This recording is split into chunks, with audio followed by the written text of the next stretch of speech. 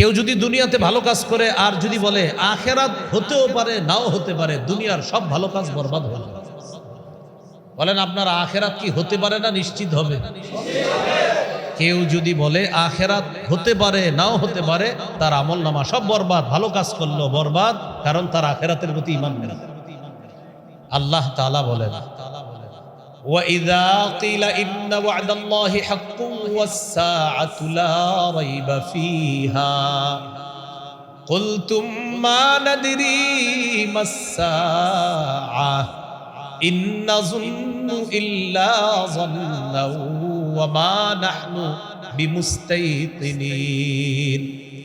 কিছু মানুষ আছে এমন, তাদেরকে যখন বলা হয় আল্লাহর ওয়াদা সত্য, কিয়ামত হবে, এতে কোনো সন্দেহ নাই, তখন তোমাদের মধ্যে কিছু মানুষ তোমরা বলতা মা নাদরি মাসসাআ, আমরা জানি না কিয়ামত কি জিনিস। নাউজুবিল্লাহ বলেন। একদল মানুষের সামনে কিয়ামতের কথা বললে তারা বলে কিয়ামত আবার কি জিনিস? ইন্না যুন্নু ইল্লা যান্না, তারা বলে আমরা শুধুমাত্র ধারণা রাখি। নাউজুবিল্লাহ। ওয়া মা নাহনু বিমুস্তাইকিনিন, কিয়ামতের বিষয়টা আমরা দৃঢ়ভাবে বিশ্বাস করি না, এটা তারা বলে। তাহলে একদল মানুষ কিয়ামতের বিষয় বললে বলে হতে পারে, ধারণা রাখি, হুজুররা জুমার নামাজে দেখি বয়ান করে, হইলে হইতেও পারে, বাকি নিশ্চিতভাবে বিশ্বাস করি না, এরকম যারা বলবে তাদের ঈমান শেষ। তারা হাজারো ভালো কাজ করলেও এই ভালো কাজের কোনো মূল্যায়ন থাকবে না যদি আখিরাতের সাক্ষাৎকে অস্বীকার করে। এ হলো আমল বরবাদের 2 নাম্বার কারণ, আমল নষ্ট হওয়ার 3 নাম্বার কারণ। সূরা হুদের 15-16 নম্বর আয়াতে আল্লাহ তাআলা বলেছেন। 3 নাম্বার কারণটা বাংলায় মনে রাখবো, বলেন প্রদর্শন প্রিয়তা। বলেন লৌকিকতা, লোক দেখানোর জন্য আমল করা। এই লোক দেখানোর জন্য আমল করলে আমল নষ্ট হয়ে যাবে, আল্লাহ আমল নষ্ট করে দিবে। লোক দেখানোর জন্য আমল করলে সূরা হুদের 15-16 নম্বর আয়াতে আল্লাহ তাআলা বলেন মান কানা ইউরিদুল হায়াতাদ দুনিয়া ওয়া যিনাতাহা নুওয়াফি ইলাইহিম আমালাহুম ফিহা ওয়া হুম ফিহা লা ইউবখাসুন। যে ব্যক্তি পার্থিব জীবন কামনা করে, পার্থিব জীবনের সাজসজ্জা কামনা করে, নুওয়াফি ইলাইহিম আমালাহুম ফিহা, আল্লাহ বলেন যে ব্যক্তি পার্থিব জীবন এবং তার সাজসজ্জা কামনা করে, আমি তাকে দুনিয়াতে তার কর্মের প্রতিদান দিয়ে দিব, পরিপূর্ণ দিয়ে দিব। ওয়াহুম ফিহা লা ইউবখাসুন, একটুও কম দেওয়া হবে না। যারা পার্থিব জীবন আর সাজসজ্জা কামনা করে, যারা দুনিয়াতে মানুষকে দেখানোর জন্য কিছু করে, আমি তাদেরকে কর্মের প্রতিদান দুনিয়াতে পরিপূর্ণ দিয়ে দিব, একটুও কমানো হবে না, সব দিব। এরপরে আল্লাহ কি বলে দেখেন, উলাইকাল্লাযীনা লাইসা লাহুম ফিল আখিরাতি ইল্লান নার, এরা ওই সমস্ত মানুষ আখিরাতে তাদের জন্য আগুন ছাড়া কিছু থাকবে না। ওয়া হাবিতা মা সানাউ ফিহা, তারা যেই সমস্ত কাজকর্ম করেছে সব নষ্ট হয়ে যাবে। ওয়া বাতিলুম মা কানু ইয়ামালুন, মানুষকে দেখানোর জন্য যে কাজ তারা দুনিয়াতে করেছে এগুলা সব বাতিল হয়ে যাবে, সব বরবাদ হয়ে যাবে। তাহলে 3 নাম্বার, মানুষকে দেখানোর জন্য কোনো আমল করলে এই আমলগুলার প্রতিদান আল্লাহ আপনারে দুনিয়াতে দিবে। আবার বলছি, আপনি দুনিয়াতে যদি কিছু করেন দেখানোর জন্য, এটা আপনাকে দুনিয়াতে দিবে। যেমন খ্যাতি লাভ করা, প্রসিদ্ধি লাভ করার জন্য যদি আপনি কিছু করেন, এটা আল্লাহ আপনাকে দুনিয়াতে দিয়ে দিবে। খ্যাতি লাভ, প্রসিদ্ধি লাভ করার জন্য কিছু করতেছেন, আপনি ওয়াজ করেন, আপনার নিয়ত হলো পুরো বাংলাদেশের না সারা দুনিয়ার মানুষ যেন আপনারে চিনে, এই নিয়তে যদি বয়ান করেন, এটাও আল্লাহ আপনার পুরা করবে, চাহিদা পুরা করবে দুনিয়াতে। আখেরাতে আগুন ছাড়া কিছু থাকবে না। আখেরাতে কি ছাড়া কিছু থাকবে না? আগুন ছাড়া। তিরমিজির হাদিস 2382, 2383 নম্বর হাদিস। এই হাদিসের মধ্যে আছে সুফাই আল আসবাহি রহমতুল্লাহ আলাইহি, একজন তাবিঈ। এই তাবিঈ একদিন এক শহরে প্রবেশ করলেন, করার পর দেখে অসংখ্য অগণিত মানুষ ক্লাস করতেছে, তাদেরকে ক্লাস করাইতেছেন এক ব্যক্তি। ক্লাস শেষ হওয়ার পর তিনি জিজ্ঞাসা করলেন, আচ্ছা তিনি কে? জনগণ জবাব দিলেন, হাদা আবু হুরায়রা রাদিয়াল্লাহু তাআলা আন, ইনি হলেন আল্লাহ রাসূলের সাহাবী আবু হুরায়রা রাদিয়াল্লাহু তাআলা। তো আবু হুরায়রা রাদিয়াল্লাহু তাআলা আনহু একটা ঘরে ঢুকলেন, তিনিও পিছনে পিছনে ওই ঘরে ঢুকলেন। ঢুকার পর সাহাবী আবু হুরায়রা রাদিয়াল্লাহু তাআলা আনহুকে বললেন, জানতে চাই, এই জন্য আপনার পিছনে পিছনে আসছে, আপনি আমাকে নবীর এমন একটা হাদিস বলেন যে হাদিসটা আপনি শুনেছেন, বুঝেছেন, জেনেছেন এবং আপনার কাছে সবচেয়ে গুরুত্বপূর্ণ মনে হয়েছে হাদিসটা। আপনি তো অনেক হাদিস শুনছেন, কিন্তু যেই হাদিসটা আপনার কাছে সবচেয়ে গুরুত্বপূর্ণ মনে হয়েছে, যেটা আপনি সবচেয়ে ভালোভাবে বুঝেছেন, এমন একটা হাদিস আপনি আমাকে শোনান। কোন সাহাবীকে বললেন? আবু হুরায়রা। আবু হুরায়রা রাদিয়াল্লাহু তাআলা আনহু বললেন, আল্লাহর কসম, আমি তোমাকে এখন আল্লাহ রাসূল সাল্লাল্লাহু আলাইহি সাল্লামের একটা হাদিস শোনাবো, যে হাদিসটি নবী আমাকে বলেছেন, আমি বুঝেছি, এই হাদিস আমি তোমাকে শোনাবো। এটা বলার সাথে সাথে আবু হুরায়রা রাদিয়াল্লাহু তাআলা বেহুশ হয়ে গেছে। কি হয়ে গেছে? ফালাম্মা আফাকা, যখন তার হুশ ফিরে আসছে, হুশ ফিরে আসার সাথে সাথে তখন আবু হুরায়রা রাদিয়াল্লাহু তাআলা আনহু বললেন, আমি তোমাকে এমন একটি হাদিস শোনাবো যে হাদিসটি আল্লাহ রাসূল সাল্লাল্লাহু আলাইহি সাল্লাম আমাকে বলেছেন, হাদিসটি আমি বুঝেছি, আমি জেনেছি এবং আমার কাছে সর্বাধিক গুরুত্বপূর্ণ মনে হয়েছে, এই হাদিস আমি এখন তোমাকে শোনাবো। এটা বইলা তিনি আবার বেহুশ হয়ে গেছেন। কয়বার হলো? ফালাম্মা আফাকা, আবার হুশ ফিরে আসছে। হুশ ফিরে আসার পর তিনি আবার বললেন, আমি তোমাকে এখন রাসূল সাল্লাল্লাহু আলাইহি সাল্লামের এমন একটি হাদিস শোনাবো যে হাদিসটি আল্লাহ রাসূল সাল্লাল্লাহু আলাইহি সাল্লাম আমাকে বলেছেন, হাদিসটি আমি বুঝেছি, জেনেছি এবং এই হাদিসটি সর্বাধিক গুরুত্বপূর্ণ মনে হয়েছে। নবী আমাকে এই ঘরের মধ্যে বসে এই হাদিসটা শোনাইছে, এই হাদিস এখন আমি তোমাকে শোনাবো। এটা বইলা তিনি আবার বেহুশ হয়ে গেছে। কয়বার হলো? ফালাম্মা আফাকা, আবার হুশ ফিরে আসছে। হুশ ফিরে আসার পর তিনি বললেন, আমি তোমাকে এখন এমন একটি হাদিস শোনাবো যে হাদিস নবী এই ঘরে এখানে বসে আমাকে বলেছে, আমার আর নবীর মাঝে কেউ ছিল না, আমরা দুইজন ছিলাম, এমন একটি হাদিস তোমাকে আমি শোনাইতে চাই। এই হাদিসটি আল্লাহ রাসূল আমাকে এখানে বসে, এই জায়গায় বসে আমাকে শুনিয়েছেন, আমার আর নবীর মাঝে কেউ ছিল না, আমরা দুইজন ছিলাম, হাদিসটি নবী আমাকে বলছে, আমি এখন তোমাকে শোনাবো। এটা বইলা আবার বেহুশ হয়ে গেছে। কয়বার হলো? তার মানে এমন একটা বিষয় বলতে চাইতেছেন উনি বলতে গিয়ে ভয়ে বারবার বেহুশ হয়ে যেতেছে। হুশ ফিরে আসছে চতুর্থবার। যিনি হাদিস শুনতে চাইতেছেন তিনি কি করলেন? তাকে হেলান দিয়ে বসাইলেন। আবু হুরায়রা রাদিয়াল্লাহু তাআলা আনহুকে নিজের সাথে হেলান দিয়ে বসায় ভালো করে ধরে বললেন, আপনি মেহেরবানি করে হাদিসটা শোনান। তা আবু হুরায়রা রাদিয়াল্লাহু তাআলা আনহু বললেন, কিয়ামতের ময়দানে বিচার ব্যবস্থা যখন শুরু হবে, জাহান্নামের আগুনকে প্রজ্বলিত করা হবে সর্বপ্রথম তিন ব্যক্তির মাধ্যমে। এর মধ্যে একজন আলেম, আরেকজন মুজাহিদ, আরেকজন দানশীল। এই তিনজনের মাধ্যমে জাহান্নামের আগুনকে প্রজ্বলিত করা হবে। তো এটা বলতে গিয়ে উনি বারবার বেহুশ হয়ে যাইতেছে। তো আবু হুরায়রা রাদিয়াল্লাহু তাআলা আনহু তো একজন বড় আলেম, ওই যে তিনজনের একজন আলেম, এই জন্য এটা বলতে গিয়ে উনি বারবার বেহুশ হয়ে যেতেছে। তো তিনি বলতে লাগলেন, আল্লাহ তাআলা আলেমকে ডাকবেন, ডাকার পর বলবেন, আলাম উআল্লিমকা মা আনজালতু আলা রাসূলি, আমি আমার নবীর উপর যা নাজিল করেছি তা কি আমি তোমাকে শিক্ষা দেইনি? আলাম উআল্লিমকা মা আনজালতু আলা রাসূলি, আমি আমার নবীর উপরে যা নাজিল করেছি তা কি তোমাকে শিক্ষা দেয়নি? এটা কাকে বলবেন? আলেমকে বলবেন। তো আলেম জবাব দিবে, হ্যাঁ আল্লাহ আপনি আমাকে শিক্ষা দিয়েছেন। তো আল্লাহ তাআলা বলবেন, ফামাযা আমিলতা ফীমা উল্লিমতা, তখন আল্লাহ তাআলা আলেমকে বলবেন, তোমাকে যে এলেম শিক্ষা দেওয়া হয়েছে এই এলেম অনুযায়ী তুমি কি আমল করেছো? তো আলেম জবাব দিবে, আকুমু বিহি আনা আল-লাইলি ওয়া আনা আন-নাহার, আল্লাহ আমি দিনে রাত কোরআন হাদিসের প্রচার করেছি, নবী যেই বাণী আমাকে শিখিয়েছেন এই বাণীর প্রচার আমি করেছি দিন রাত। দিনের বেলা মানুষের সামনে হাদিসের প্রচার করছি, কোরআনের প্রচার করছি, রাতের বেলা মানুষের সামনে ওয়াজ নসিহত করছি।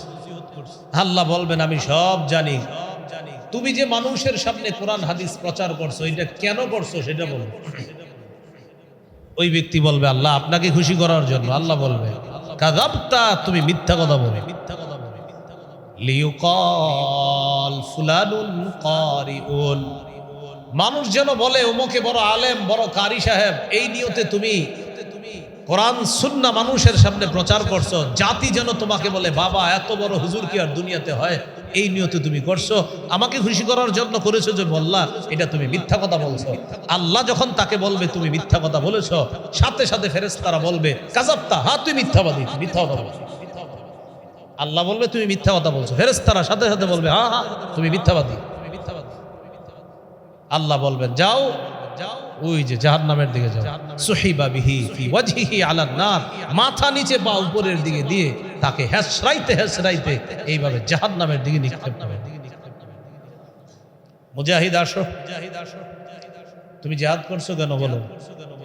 মুজাহিদ বলবে আল্লাহ লিইলাই কালিমাতিকা, আপনার কালিমা বুলন্দ করার জন্য, আপনার দ্বীন প্রতিষ্ঠা করার জন্য আমি জিহাদ করেছি। আল্লাহ বলবে আমি জানি উদ্দেশ্য কি ছিল সেটা বলে। বলবে আপনাকে খুশি করার জন্য। আল্লাহ বলবে না,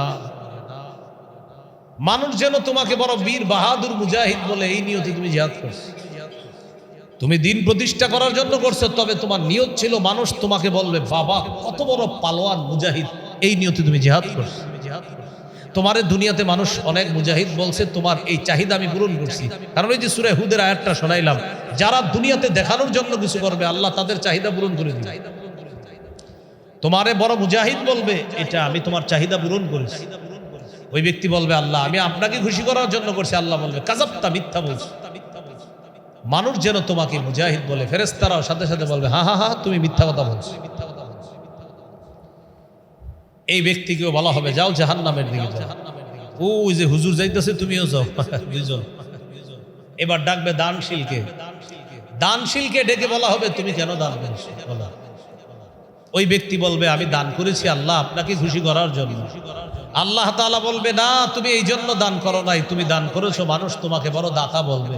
এই জন্যই তো দান করার সময় ক্যামেরা ভিডিও সব রাখতা, ফেসবুকে যেন প্রতিদিন তোমার 50টা ছবি আসে আর বলা হয় ওমকে 1300 পরিবারকে কিছু দান করেছে, এই নিয়তে তুমি দান করছো।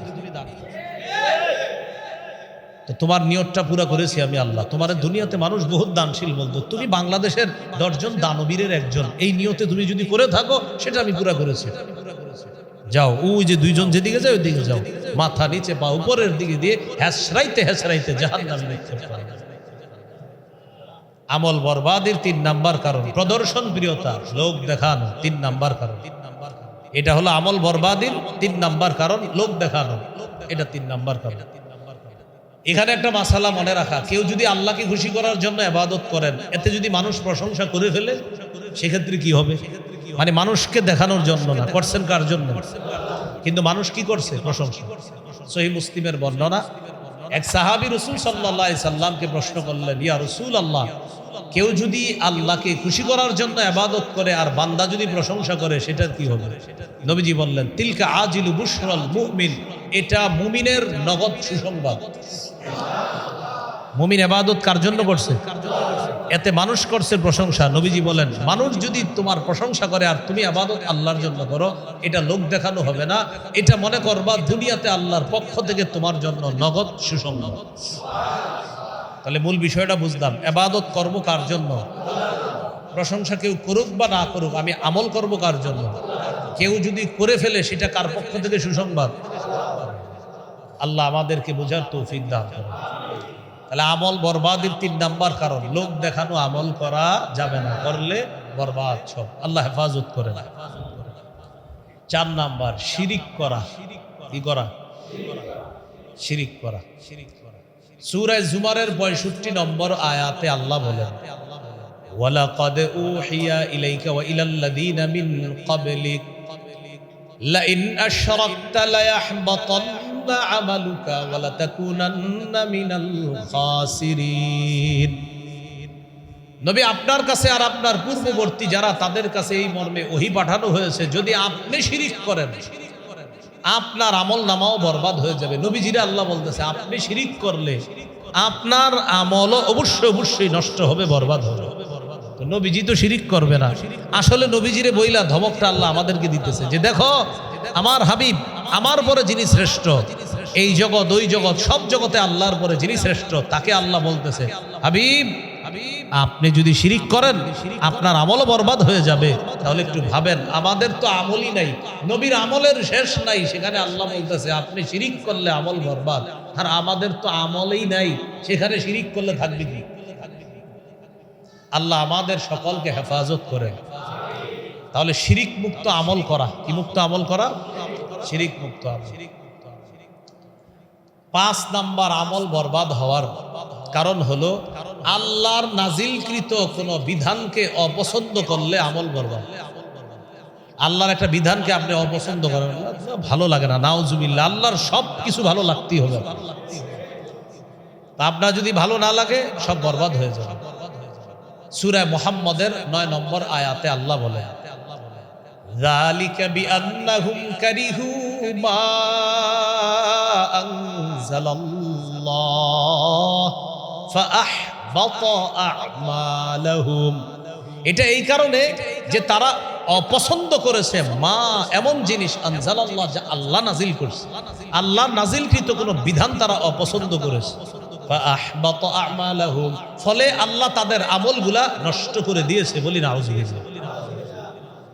সূরা আ'রাফের 54 নম্বর আয়াতে আছে আলা লাহুল খালকু ওয়াল আম। শোনো, সাবধান, সৃষ্টি যার হুকুম তার, সৃষ্টি যার হুকুম তার। বলেন তো আমরা কার? এ আমাদের এই শরীরটা সৃষ্টিকার। এই শরীর কিভাবে চলবে, আইন হবে কার? এটার পরিবর্তে কেউ যদি বলে শরীর আমার, সিদ্ধান্ত আমার, বাস সে দুনিয়াতে ভালো কাজ করলেও সব বরবাদ। শরীর আমার, সিদ্ধান্ত আমার বলা যাবে না। বলেন আমার সাথে সবাই, শরীর বলেন, শরীর আল্লাহ, সিদ্ধান্ত আল্লাহ। তাহলে আমি এক অংশ, বাকি অংশ আপনারা। শরীর, শরীর, সিদ্ধান্ত, শরীর আমার, সিদ্ধান্ত আমার বলা যাবে। শরীর আল্লাহর, সিদ্ধান্ত আল্লাহ। তো 5 নাম্বার আমল বরবাদির কারণ হলো আল্লাহর নাজিলকৃত কোনো বিধান যদি কেউ অপছন্দ করে, বাস আমল সব নষ্ট হয়ে যায়। সূরা নূরের 2 নম্বর আয়াতে আছে আয-যানিয়াতু ওয়াজ-যানি ফাজলিদু কুল্লা ওয়াহিদিম মিনহুমা মিআতা জালদা। ব্যভিচারিণী নারী পুরুষ যদি অবিবাহিত হয় তাদেরকে 100 বেত্রাঘাত করা হবে, আর যদি তারা বিবাহিত হয় তাদেরকে পাথর মেরে হত্যা করা হবে। বিধানকার এই বিধানের পরিবর্তন করে, এই বিধানকে উপেক্ষা করে, এই বিধানকে পাশ কাটিয়ে, এই বিধানকে চ্যালেঞ্জ করে কেউ যদি বলে যৌনকর্মীদেরকে শ্রম অধিকার আইনে শ্রমিকদের প্রতিষ্ঠা, শ্রমিকদের মর্যাদা দেওয়া, তাহলে এই কথা বলা মানে আল্লাহর কোরআনের বিধানকে অপছন্দ করা। কেউ যদি বলে যৌনকর্মীদেরকে শ্রমিকের মর্যাদা দেওয়া, আর যদি বলে উনি অনেক ভালো কাজ করে, আমরাও বলি আপনি অনেক ভালো কাজ করেন, কিন্তু আল্লাহর কোরআনের সূরা নূরের 2 নম্বর আয়াতের বিধান আপনার ভালো না লাগার কারণে আপনার সব ভালো কাজ বরবাদ। কথা বুঝে আসছে? বুঝে আসছে না হুদাই বুঝে আসছে? মাহফিলে অনেক সময় রেডিমেড ঠিকও করে অনেকে, মানে হুদাই ঠিক করে। আপনারা বুঝে বলতেছেন তো? মাশাআল্লাহ। সূরা নূরের 2 নম্বর আয়াতে আছে অবিবাহিত নারী পুরুষ তারা যদি জিনা করে তাদেরকে 100 বেত্রাঘাত, বিবাহিত হলে পাথর মেরে হত্যা করা। এটা সূরা নূরের 2 নম্বর আয়াত। এই বিধানটা কার? এই বিধানটা আমাদের পছন্দ করতে হবে। এখন কেউ যদি এই বিধানটা অপছন্দ করে আর যদি বলে আমি কি কোরআন কম পড়ি, মানে উনি বলে কি আমি কি কোরআন কম পড়ি, আমরাও বলি আপনি কোরআন বেশি পড়েন, কিন্তু এই বিধান অপছন্দ করার কারণে আপনি কোরআন হাজারও পড়লে আপনার একটু সওয়াব হবে, সব বরবাদ, কারণ আপনি রবের বিধান অপছন্দ করছেন। এ হলো আমল বরবাদির 5 নাম্বার কারণ। আমল বরবাদের 6 নম্বর কারণ আল্লাহর সন্তোষ সাধনকে অপছন্দ করা। আল্লাহর সন্তোষ সাধনকে অপছন্দ করা মানে আল্লাহ একটা জিনিস পছন্দ করেন, এটা আপনি অপছন্দ করেন, নাউজুবিল্লাহ পড়েন। সূরা মুহাম্মদের 28 নম্বর আয়াতে আল্লাহ বলেন যালিকা বিআন্নাহুম ইত্তাবাউ মা আসখাতাল্লাহ وكرهوا رضوانه فأحبط أعمالهم এটা এই কারণে যে তারা ইত্তাবাউ অনুসরণ করেছে মা আনজালাল্লাহ, যে আল্লাহ নাজিল করেছে, এই আল্লাহর নাজিলকৃত বিষয় তারা অনুসরণ করেছে। তো যালিকা বিআন্নাহুম ইত্তাবাউ, তারা এই কারণে মা যালিকা বিআন্নাহুম ইত্তাবাউ, এই কারণে যে তারা অনুসরণ করেছে ও মা আসখাতাল্লাহ, এমন জিনিস যা আল্লাহকে রাগায়া দিয়েছে, আল্লাহকে রাগান্বিত করে দিয়েছে। আবার বলছে জালিকা, এটা এই কারণে বিআন্নাহুম ইত্তাবাউ মা আসখাতাল্লাহ, তারা অনুসরণ করেছে এমন জিনিসের মা যা আসখাতাল্লাহ, আল্লাহকে অসন্তুষ্ট করে দিয়েছে। ওয়া কারিহু, আর তারা অপছন্দ করেছে রিদওয়ানা, আল্লাহর সন্তোষ সাধনকে তারা অপছন্দ করেছে। যেমন বলেন তো, নবীদেরকে নির্বাচিত করেছে কে? নবীদেরকে মানুষের মধ্য থেকে নির্বাচন করেছেন কে? সাহাবীদেরকে নবীর সাহাবী হওয়ার মর্যাদা দিয়েছেন কে? এটা আপনার যদি মনে হয় ইস আমি কেন সাহাবী হইলাম না, আমার হওয়া উচিত ছিল, আমার দরকার ছিল, মানে কি? আল্লাহ পছন্দ করছে যাদেরকে, তারাই সাহাবী হয়েছে। আমি আপনি সাহাবী যদি হইতে পারতাম তাহলে আমরা অনেক খুশি হইতাম। বাস আল্লাহ আমাদেরকে এই যুগের জন্য নির্বাচন করছে, এটাই আমরা খুশি। মুহাম্মদ সাল্লাল্লাহু আলাইহি সাল্লাম তায়েফবাসীদেরকে দাওয়াত দিতে গেছে। প্রথমে আপন তিন ভাইকে দাওয়াত দিলেন, একজনের নাম হাবিব, আরেকজনের নাম মাসুদ, আরেকজনের নাম আবদে ইয়ালিল ইবনে কুলাল, এই নামটা বুখারীতে আসছে। তো তিনজনের দাওয়াত দেওয়ার পর একজনে বলে, আল্লাহ তোমারে ছাড়া কি আর কাউরে পাইলো না নবী বানাইতে? আরেকজন বলে, আচ্ছা কুরাইশ বংশ ছাড়া কি আর কোনো বংশ ছিল না নবী বানাইতে? আরেকজন বলল, মোহাম্মদ তোমার চেহারাটাও দেখতে চাই না, যাও। এখন দেখেন, কুরাইশ বংশে নবী নির্বাচন করেছেন কে? মুহাম্মদ সাল্লাল্লাহু আলাইহি সাল্লামকে নবী হিসেবে নির্বাচিত করেছেন কে? এরা বলে এদের পছন্দ হয়।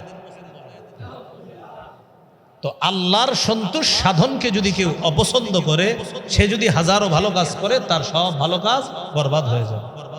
তো সূরা মুহাম্মদের 28 নম্বর আয়াতে আল্লাহ বলেন, যালিকা বিআন্নাহুম ইত্তাবাউ মা আসখাতাল্লাহ, এটা এই কারণে যে তারা অনুসরণ করেছে মা আসখাতাল্লাহ, এমন জিনিস যা আল্লাহকে রাগান্বিত করে দেয়, অসন্তুষ্ট করে দেয়। ওয়া কারিহু রিদওয়ানাহু ফাআহবাতা আমালাহুম, তারা আল্লাহর সন্তোষ সাধনকে অপছন্দ করেছে, ফলে আল্লাহ তাদের আমল বরবাদ করে দিয়েছে। তাহলে কি শিখলাম? আল্লাহ যা নির্বাচন করেছেন, আল্লাহ যা পছন্দ করেছেন, এটা আমার পছন্দ করা, এটা আমার মেনে নেওয়া। মুসা নবীকে আল্লাহ নবী বানিয়েছেন, এটা আমি মেনে নেওয়া। হারুন নবীকে আল্লাহ নবী বানিয়েছেন, এটা আমাদের মেনে নেওয়া। আদম নবীকে আল্লাহ মানুষের মধ্যে সর্বপ্রথম মানুষ হিসেবে নির্বাচন করেছেন। কারণ আপনার মনে হইলো, তাহলে আদম নবীরে করলে আমারে কেন করলো না আল্লাহ প্রথম মানুষ? এটা আপনার মনে যেন না আসে। আদম নবীকে প্রথম মানুষ হিসেবে আল্লাহ নির্বাচন করেছেন, এটাই আল্লাহর পছন্দ, এটাই আল্লাহর সন্তুষ্টি। আল্লাহর সন্তোষ সাধনকে মেনে নেওয়া, যদি মেনে না নেই তাহলে আমল নামা সব বরবাদ করে দিবেন আল্লাহ। এই হলো 6 নাম্বার কারণ।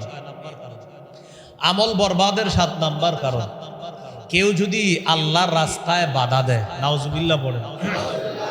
সূরা মুহাম্মদের 32 নম্বর আয়াতে আল্লাহ বলেন, ইন্নাল্লাযীনা কাফারু ওয়া সাদ্দু আন সাবিলিল্লাহ ওয়া শাক্কুর রাসূলা মিন বা'দি মা তাবায়্যানা লাহুমুল হুদা লা ইয়াদুল্লুল্লাহা শাইআ, নিশ্চয়ই যারা কুফরি করে এবং আল্লাহর রাস্তায় বাধা দেয়, ওয়া শাক্কুর রাসূলা মিন বা'দি মা তাবায়্যানা লাহুমুল হুদা, হেদায়েত স্পষ্ট হওয়ার পরেও যারা রাসূলের বিরোধিতা করে, লা ইয়াদুল্লুল্লাহা শাইআ, তারা কিছুতেই আল্লাহর কোনো ক্ষতি করতে পারবে না।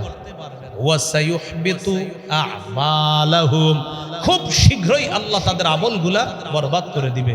যারা কুফরি করে, যারা আল্লাহর রাস্তায় বাধা দান করে, তারা আল্লাহর কোনো ক্ষতি করতে পারবে না, উল্টা আল্লাহ অচিরেই শীঘ্রই তাদের আমলগুলা বরবাদ করে দেবে।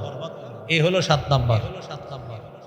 আমল বরবাদ হয়ে যাওয়ার 8 নাম্বার কারণ, এটা আমার সাথে একটু বললে মনে থাকবে। বলেন, আল্লাহর ব্যাপারে অমূলক ধারণা পোষণ করা। আল্লাহর ব্যাপারে অমূলক ধারণা পোষণ করা। যেমনটা একটু আমার দিকে তাকায় বুঝেন। তিনি আল্লাহর কাছে দোয়া করতেছে, আল্লাহ আমাকে আপনি মাফ করেন, আমাকে মাফ করেন। আমি বললাম, আল্লাহ বুঝি আপনারা মাফ করবো, আল্লাহর আর কাজ নাই আপনারা মাফ করবো। উনি আল্লাহরে বলতেছে আল্লাহ মাফ করেন। আমি বললাম আল্লাহ মাফ করবে না, বলে দিলাম। আল্লাহর সাথে সাথে বলে আমার বান্দাকে আমি মাফ করব না, না করবো, এতে তুমি বলার কি? সাথে সাথে আল্লাহ তাআলা বলেন আমি আমার ওই বান্দাকে মাফ করে দিলাম আর তোমার আমলগুলা নষ্ট করে দিলাম। সহিহ মুসলিমের বর্ণনা 2621 নম্বর হাদিস। জুনদুব রাদিয়াল্লাহু তাআলা আনহুর বর্ণনা, তিনি বলেন রাসূলুল্লাহ সাল্লাল্লাহু আলাইহি সাল্লাম বলেছেন, এক ব্যক্তি বলেন ওয়াল্লাহি লা ইয়াগফিরুল্লাহু লিফুলান, এক ব্যক্তি শপথ করে বলতেছে আল্লাহর কসম আল্লাহ অমুককে মাফ করবে না। নাউজুবিল্লাহ বলেন। এক ব্যক্তি শপথ করে বলতেছে আল্লাহ অমুককে মাফ করবে না, এরকম ডাইরেক্ট বলে ফেলছে অমুককে। তখন আল্লাহ বলে মান যাল্লাযী ইয়াতাআল্লা আলাইয়া আল্লাহ আগফির লিফুলান, হাবিব তাকে জিজ্ঞাসা করেন ও বলার কে? ও যে শপথ করে বলল আমি আল্লাহ অমুককে মাফ করবে না, ও এই কথা বলার দুঃসাহস করলো কিভাবে যে আমি আল্লাহ অমুককে মাফ করব না? হাবিব ওরে জানায়া দেন আমি আল্লাহ গফারতু লিফুলান, অমুককে মাফ করে দিলাম। ওয়া আহবাতু আমালাকা, আর তুমি যে আমি আল্লাহর প্রতি অমূলক ধারণা পোষণ করলা, তোমার আমলগুলা বরবাদ করে দিলাম।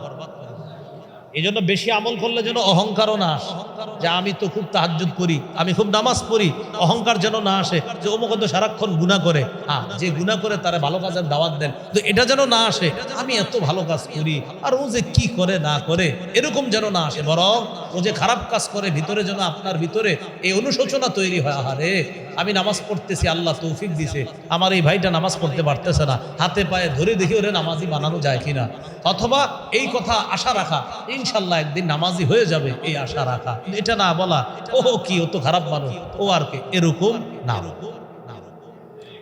তাহলে 8 নাম্বার আমল বরবাদির কারণ কারো ব্যাপারে অমূলক ধারণা না করা। যেমন আল্লাহর ব্যাপারে অমূলক ধারণা করে নির্দিষ্ট করে কাউকে বললেন, অমুককে বলে ফেললেন যে অমুককে ক্ষমা করবে না, এরকম বলে ফেললেন, তো আল্লাহ বলে অমুককে ক্ষমা করে দিলাম, তোরে নষ্ট করে দিলাম, তোর আমল বরবাদ করে দিলাম। এলো 8 নাম্বার কারণ। আমল বরবাদির 9 নাম্বার কারণ আল্লাহ এবং তার রাসূলের সাথে বেয়াদবি করলে আমল বরবাদ। আল্লাহ এবং রাসূল সাল্লাল্লাহু আলাইহি সাল্লামের সাথে বেয়াদবি করলে। সূরা হুজুরাতের 2 নম্বর আয়াত, এই আয়াতে আল্লাহ বলেন ইয়া আইয়ুহাল্লাযীনা আমানু লা তারফাউ আসওয়াতাকুম ফাওকা সাওতিন নাবিয়্যি ওয়া লা তাজহারু লাহু বিল কওলি কাজাহরি বা'দিকুম লিবা'দিন আন তাহবাতা আ'মালুকুম ওয়া আনতুম লা তাশউরুন। হে ঈমানদারগণ, নবীর আওয়াজের উপর তোমাদের আওয়াজ উঁচু করবা না। তোমরা একজন আরেকজনের সাথে যেভাবে জোরে কথা বলো, নবীর সামনে এইভাবে জোরে কথা বলবা না। এতে হতে পারে তোমরা জানবাও না, তোমাদের আমল বরবাদ হয়ে যাবে, নষ্ট হয়ে যাবে। এই আয়াত নাজিলের প্রেক্ষাপট বড় আজীব প্রেক্ষাপট। পৃথিবীর শ্রেষ্ঠ 2 মুসলমান, পৃথিবীর শ্রেষ্ঠ 2 মুসলমান উম্মত আবু বকর এবং ওমর রাদিয়াল্লাহু আনহুমা নবীজির সামনে একটু জোর গলায় কথা বলে ফেলেছিলেন। আল্লাহ আয়াত নাজিল করছে নবীর সামনে জোর গলায় কথা বলবেন না। ওমর ফারুক রাদিয়াল্লাহু তাআলা আনহু আয়াত নাজিল হওয়ার পর উনি জোরে কথাই বলতেন না, মানে একদম চুপ হয়ে গেছেন, কথাই বলতে চাইতেন না, সর্বনাশ, না জানি কি হয়েছে, আস্তে আস্তে কথা বলতেন। তো যাই হোক, এই আয়াত থেকে একটা শিক্ষা, যারা উলামায়ে কেরাম আছে, যারা আল্লাহওয়ালা বুজুর্গ, তাদের সামনেও জোর গলায় কথা না বলা, এটা ভদ্রতা, এটা শিষ্টাচার। বুজুর্গ ব্যক্তিদের সামনে, মা বাবা উস্তাদ, তাদের সামনে উঁচু আওয়াজে কথা না বলা, এটা শিষ্টাচার, এটা ভদ্রতা। আল্লাহ আমাদেরকে কথাগুলো বুঝার তৌফিক দান। তাহলে 9 নাম্বার, রাসূল সাল্লাল্লাহু আলাইহি সাল্লামের সাথে বেয়াদবি করলে আমল বরবাদ। 10 নাম্বার, দান করে খোটা দিলে সব শেষ। কি বললাম বলেন তো? শেষ। সূরা বাকারার 264 নম্বর আয়াতে আল্লাহ বলেন ইয়া আইয়ুহাল্লাযীনা আমানু লা তুবতিলু সাদাকাতিকুম বিল মান্নি ওয়াল আযা। হে ঈমানদারগণ, তোমরা তোমাদের সদকাগুলা নষ্ট করে দিও না, বিল মান্নি খোটার মাধ্যমে, ওয়াল আযা কষ্ট দেওয়ার মাধ্যমে। কিরে তোরে কি কম দিছি? গত সপ্তাহেই তো তোরে দিলাম, ভুলে গেলি? আপনার দিতে কইছি কি? দান করছেন করার পরে কি মন নিমু খারামের নিমু খারাম, তুই কম দিছি তোরে, গত সপ্তাহেই তো দিলাম এই পরিমাণ, আপনার কে কইছি দিতে? খোঁটা দিয়েন না, দেওয়ার পরে খোঁটা দিয়েন না, কষ্ট দিয়েন না, বরবাদ, নষ্ট হয়ে যাবে সব। আল্লাহ আমাদেরকে হেফাজত করে। আমল বরবাদির 11 নম্বর কারণ, সর্বশেষ কারণ, বলেন আমার সাথে, গোপন পাপ করা। জোরে বলেন, আবার বলেন। এই পাপে অসংখ্য অগণিত মানুষ জড়িয়ে আছে। সামনাসামনি পাপ করে না, কিন্তু গোপনে পাপ করে। ইবনে মাজার হাদিস 4245 নম্বর হাদিস, রাসূলুল্লাহ সাল্লাল্লাহু আলাইহি সাল্লাম বলেন, লা আ'লামান্না আকওয়ামান মিন উম্মতি ইয়াতুনা ইয়াউমাল কিয়ামাহ বিহাসানাতিন আমসালি জিবালি তিহামাতা বাইদা। আমি আমার উম্মতের এমন মানুষদেরকে চিনি যারা কিয়ামতের ময়দানে তিহামার সাদা পাহাড়ের মতো বড় বড় পাহাড়ের মতো আমল নামা নিয়ে উপস্থিত হবে, বিশাল বিশাল আমল। তবে ফায়াজআলুহাল্লাহু হাবাআম মানসুরা, আল্লাহ তাদের এই পাহাড়ের মতো আমল একদম নাই করে দিবে। নাউজুবিল্লাহ বলেন। পাহাড়ের মতো আমলগুলো আল্লাহ নাই করে দিবে। হাবাআম মানসুরা মানে অদেখা বিক্ষিপ্ত ধূলিকণা, মানে যে ধূলিকণা দেখা যায় না, এরকম নাই করে দিবে, যেটা দেখা যাবে না। সাহাবীরা অবাক হয়ে জিজ্ঞাসা করলেন, হুজুর এরা কারা, আমাদেরকে একটু পরিচয় দেন যেন আমরা তাদের অন্তর্ভুক্ত না হই। নবীজি বললেন, তারা দেখতে তোমাদের মতোই, তারা তোমাদের ভাই, তাদের শরীরের চামড়া তোমাদের চামড়ার মতো। ইয়াখুজুনা মিনাল লাইলি কামা তাখুজুনা, তারা রাতে তাহাজ্জুদ পড়বে তোমরা যেমন তাহাজ্জুদ পড়ো। তাহলে সব ঠিক আছে। ওয়ালাকিন্নাহুম আকওয়ামুন ইযা খালাউ বিমাহারিমিল্লাহি ইনতাহাকুহা, তবে তারা এমন, যখন তারা নির্জনে কোনো হারামের কাছে যায়, সাথে সাথে ওই হারামের মধ্যে লিপ্ত হয়ে যায়, প্রতিনিয়ত এই হারাম কাজ করে। আর মানুষ মনে করে অনেক ভালো, কিন্তু প্রতিদিন সে গোপনে হারাম কাজ করতে করতে করতে করতে আল্লাহর সাথে সে প্রতিযোগিতা যুদ্ধে লিপ্ত হয়ে যায়। কারণ মানুষকে দেখায় গুনাহ করে না, আল্লাহর সাথে সে যুদ্ধ করে যে আল্লাহ তুমি দেখো আমি কি পরিমাণ গুনাহ করতেছি। এইভাবে গোপনে প্রতিনিয়ত গুনাহ করতে করতে করতে করতে এক পর্যায়ে এমন হয়ে যায় ভালো কাজগুলা তার কাছে আর ভালো লাগে না, মানুষকে দেখানোর জন্য ভালো কাজগুলা করে, কিন্তু মন থেকে করে না। কিয়ামতের মাঠে তাদের আমলগুলা আল্লাহ নাই করে দিবে, পাহাড়ের মতো আমল নাই করে দিবে।